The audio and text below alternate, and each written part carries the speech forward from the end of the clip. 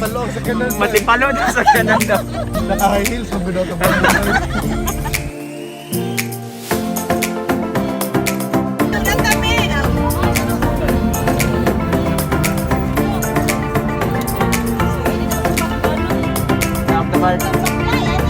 Maklay kami.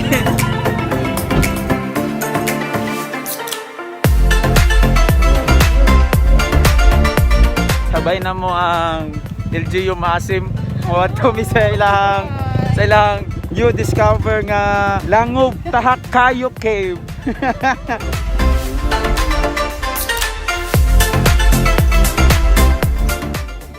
Abot na daw mi.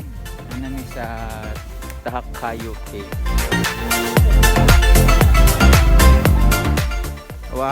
Pasulod pa lang mi sa bago nila nga na-discover nga cave diri sa Maasim. Tama ba sir? Bagong discover lang ni sir, no?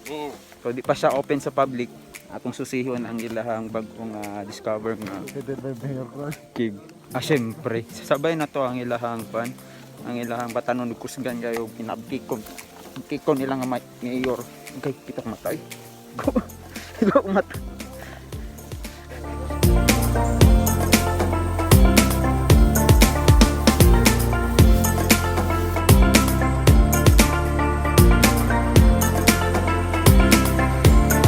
Ano ni sir, no? Diri na ta. Naabot namin sa Tahakayo Cave.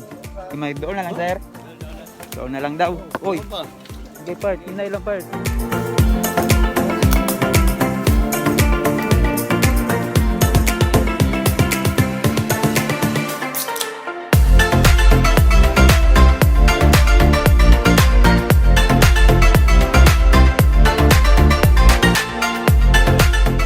Mo nagitingalin din nga site ni. Nanas sa taas.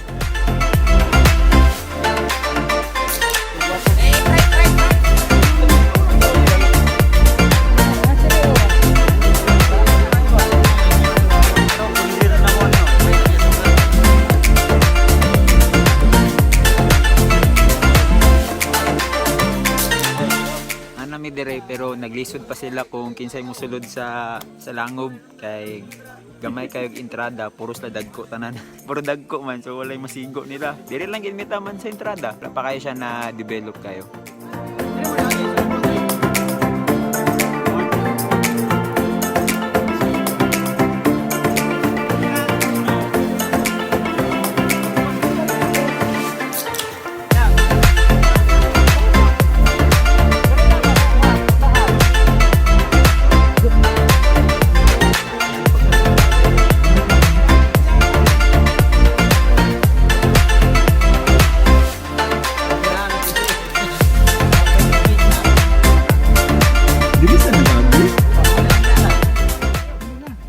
Gamay kayo ba ang bigod?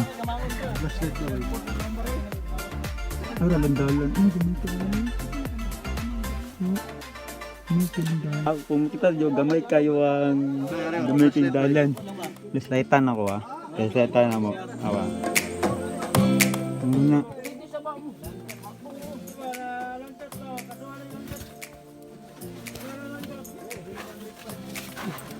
Hindi ka pa buwang-buwang sa cellphone na.